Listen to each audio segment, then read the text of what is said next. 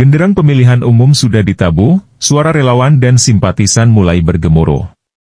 Masa kampanye sudah hampir setengah jalan, mesin partai sudah digenjot untuk mendulang suara pada pesta demokrasi yang, katanya, milik rakyat.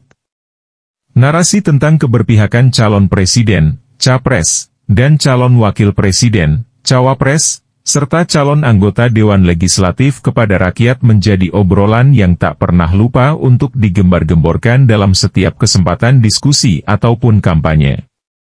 Dalam sesi debat cawapres yang digelar pada 22 Desember 2023, misalnya, setiap cawapres berlomba menunjukkan keberpihakannya kepada kepentingan rakyat.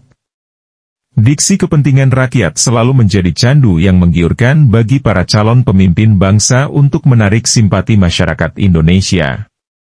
Tidak ada yang salah dengan penggunaan diksi tersebut, tetapi dari sudut pandang sosiologis, hal itu dapat dimaknai sebagai bentuk komodifikasi suara rakyat. Berburu simpati dengan narasi. Perang narasi antar pasangan calon presiden wakil presiden, partai, dan relawan tak bisa terbendung selama masa kampanye masih berlangsung. Tiap kelompok memberikan glorifikasi terhadap jagoannya dan kadangkala juga memberikan pukulan telak terhadap lawannya. Itulah seni dari berpolitik, para elit tentu sudah memahaminya, tetapi masyarakat kelas menengah ke bawah belum tentu mengerti. Para pendukung di akar rumput bisa jadi sudah terlanjur terbawa perasaan saat mendengar dan atau membaca isu-isu sensitif yang digoreng jelang pemilu 2024. Pemilu sejatinya adalah ajang untuk menemukan pemimpin terbaik bangsa. Untuk tujuan tersebut, partai politik, parpol, peserta pemilu 2024, sebagai kendaraan politik para calon pemimpin ke depan diharapkan dapat bersaing dengan beradu gagasan.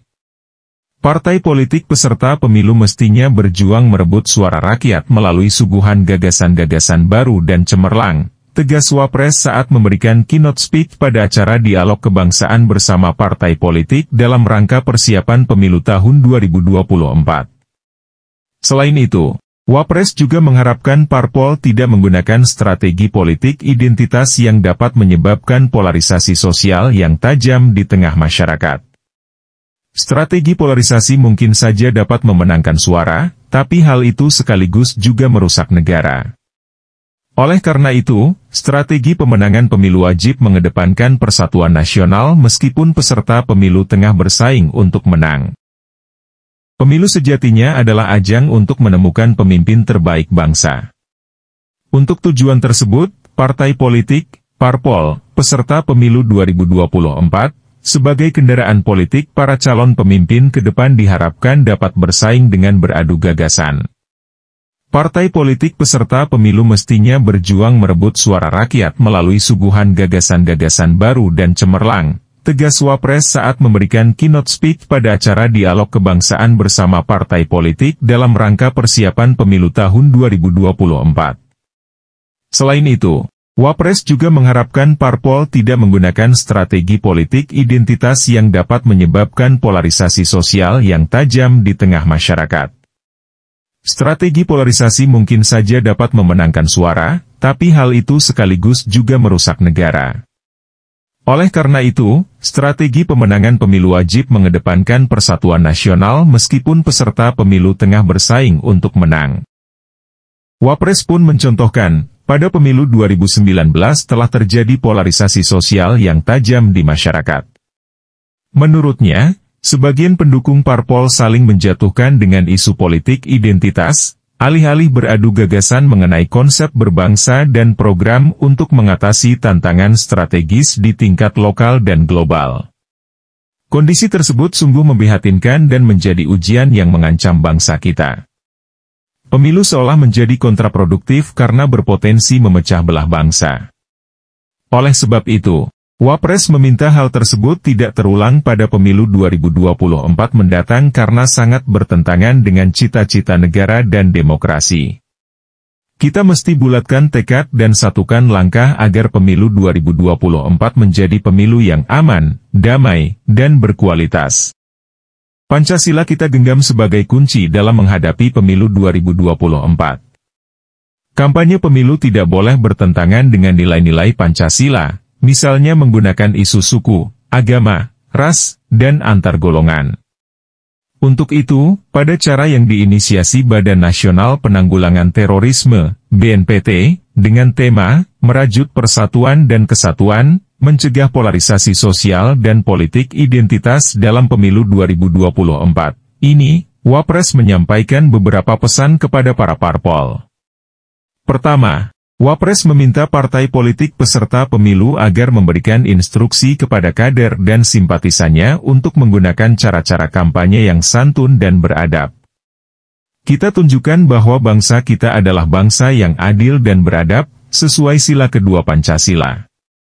Kemudian juga, sambung Wapres, partai politik diharapkan aktif mengampanyekan keunggulan program-program yang akan mewujudkan kemajuan dan kebaikan bangsa dan negara. Oleh karena itu, agar pesta demokrasi ini tidak mengarah kepada terjadinya hal-hal yang sifatnya kekerasan, tentu kita berharap pertemuan kita hari ini adalah sebagai sebuah langkah mitigasi agar kehidupan demokrasi kita semakin berkualitas dan terbebaskan dari polarisasi sosial dan politik identitas. Sementara itu, Menteri Dalam Negeri, Mendagri, Tito Karnavian pada kesempatan yang sama mengingatkan tentang 4 indikator yang dapat mendukung keberhasilan pemilu 2024. Pertama adalah keamanan dan kelancaran, yakni tidak adanya gangguan dalam pelaksanaan pemilu, termasuk mengenai masalah distribusi logistik, kesiapan logistik. Dalam hal ini, Kementerian Dalam Negeri membantu KPU, Bawaslu, dan Dewan Kehormatan Penyelenggara Pemilu, DKPP. Kemudian yang kedua, lanjut Tito, adalah tingginya partisipasi pemilih. Menurutnya, pada pemilu 2019, Indonesia menjadi salah satu negara yang memiliki partisipasi pemilih tertinggi di dunia. Karena partisipasi pemilih yang tinggi itu akan memberikan legitimasi yang kuat kepada siapapun yang menang menjadi pemerintah. Ketiga, sebut Tito, tidak terjadinya konflik terutama yang bisa memecah persatuan dan kesatuan bangsa. Terlebih lagi konflik kekerasan, tidak boleh terjadi. Ini adalah indikator penting, karena kita tahu bahwa polarisasi akan berpotensi konflik. Apabila terjadi konflik, konfliknya harus dimanage supaya tidak menjadi pemecah persatuan dan kesatuan bangsa, pintanya. Terakhir, menurut Tito, indikator kesuksesan pemilu yang keempat adalah seluruh program pemerintah baik pusat maupun daerah harus tetap berjalan pada jalurnya, on the right track. Karena yang kita khawatirkan, misalnya, ketika tahun politik 2023 berjalan dan 2024 puncaknya, semua akan lupa, semua akan larut dalam upaya power struggle, pemenangan. Semua sibuk pemenangan, akhirnya program pemerintah daerah ditinggalkan, dan akhirnya, rakyat menjadi korban, ungkapnya mengingatkan. Selain Mendagri dan Kepala BNPT, hadir pada acara ini, anggota Bawaslu Herwin J. Haji Malonda, serta para pimpinan parpol peserta pemilu 2024. Sementara Wapres didampingi oleh Kepala Sekretariat Wapres Ahmad Erani Yustika, Deputi Bidang Dukungan Kebijakan Pembangunan Manusia dan Pemerataan Pembangunan Suprayoga Hadi, Deputi Bidang Dukungan Kebijakan Pemerintahan dan Wawasan Kebangsaan Felix Wanggai, serta staf khusus Wapres Mas Duki Baidlowi dan Arif Rahman Syah Marbun. Peristiwa itu menjadi tanda bahwa seni dalam berpolitik yang dilakukan oleh elit tidak sepenuhnya dipahami oleh pendukung di lapisan akar rumput. Fanatisme pendukung akar rumput begitu kuat karena sudah telanjur larut dalam narasi dan isu-isu yang dimainkan oleh jagoan yang didukung.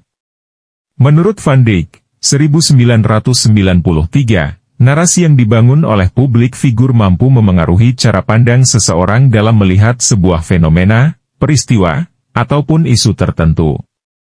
Misalnya, isu politik identitas yang melekat pada Anies Baswedan, isu pelanggaran HAM yang dicapkan pada Prabowo Subianto, dan isu kerusakan lingkungan yang disematkan pada Ganjar Pranowo merupakan bagian dari ulah komunikator dalam membangun narasi.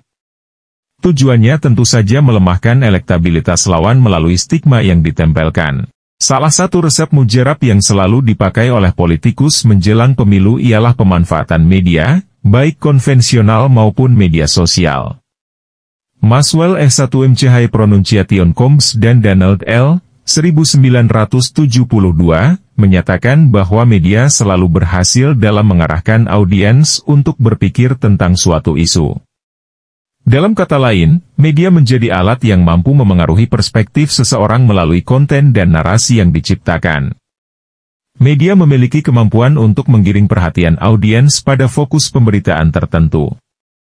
Termasuk dalam hal ini pemberitaan tentang capres, cawapres, dan caleg. Keampuhan media dimanfaatkan secara optimal oleh politikus untuk mencuri perhatian rakyat. Cara yang dilakukan pun beraneka ragam, misalnya dengan membagikan thread tentang visi misi di platform X, Twitter, bekerja sama dengan kreator konten nasional dalam pembuatan konten kreatif untuk menjangkau kelompok Gen Z. Tak ketinggalan juga merangkul kreator lokal untuk menembus suara di tingkat daerah. Segala upaya pun dilakukan untuk berburu simpati rakyat dengan narasi. Suara rakyat jadi barang komodifikasi. Naif jika para calon pemimpin bangsa ini menolak disebut mencari suara rakyat jelang pemilu 2024. Secara konstitusional, tidak salah jika calon presiden, calon wakil presiden, dan calon anggota legislatif berburu suara selama masa kampanye. Tak heran jika, selama masa kampanye, berbagai akrobatik politik dibuka secara telanjang di hadapan masyarakat selaku pemilih dalam pesta demokrasi. Masyarakat tak ubahnya seperti pasar yang menjadi target penjualan, dan hak suara bisa dianalogikan sebagai komoditas yang bernilai tinggi saat pelaksanaan pemilihan umum. Fenomena tersebut dalam sudut pandang sosiologi politik dan ekonomi disebut sebagai komodifikasi. Konsep komodifikasi dalam bidang politik ekonomi dipopulerkan oleh Vincent Mosco, 2009, melalui karyanya yang berjudul The Political Economy of Communication. Komodifikasi suara rakyat bisa dilakukan melalui 3 cara, di antaranya ialah melalui komodifikasi isi, the commodification of content, komodifikasi halayak, commodification of audience, dan komodifikasi pekerja, commodification of labor. Komodifikasi isi dapat diartikan sebagai proses pengubahan isi dari informasi yang disajikan kepada halayak agar lebih memiliki nilai jual saat dipasarkan. Dalam konteks pemilu 2024, komodifikasi isi dapat dilihat dalam proses kampanye. Para kandidat mengemas informasi yang disampaikan kepada publik dengan narasi yang mampu memikat hati pemilih. Hal itu tidak salah untuk dilakukan selama proses bersolek yang dilakukan oleh kandidat tidak melanggar etika dan moral. Luaran dari komodifikasi itu tak lain ialah meraup sebanyak-banyaknya suara rakyat. Sementara itu, komodifikasi audiens merupakan proses pengubahan peran halayak oleh para kandidat pemilihan umum sebagai ajang untuk memberikan glorifikasi keberhasilan. Hal itu bisa dilihat di media belakangan ini. Seringkali dalam headline berita disebutkan bahwa kampanye kandidat A, misalnya, dihadiri oleh ribuan massa pendukung. Cara tersebut sengaja dipakai dengan tujuan lagi-lagi untuk menggaet suara rakyat. Komodifikasi terakhir yang biasa dilakukan ialah commodification of labor. Pada konteks pemikiran Mosco, 2009, yang dimaksud komodifikasi pekerja ialah ditukarkannya keahlian pekerja dengan gaji atau upah. Sejatinya hal itu memiliki kemiripan dalam proses pemilihan umum, yakni kelas pekerja, buruh menjadi sasaran tembak yang empuk bagi para kandidat. Terbukti, jelang pemilu 2024, Perserikatan Pekerja dari beragam organisasi berlomba-lomba mendeklarasikan dukungannya kepada capres dan cawapres. Lagi dan lagi, komodifikasi semacam itu dilakukan untuk menarik simpati rakyat. Ringkasnya, tidak ada yang salah dengan komodifikasi suara rakyat oleh para kandidat yang bertarung di pemilu 2024. Hanya saja, masyarakat perlu bijak dan skeptis.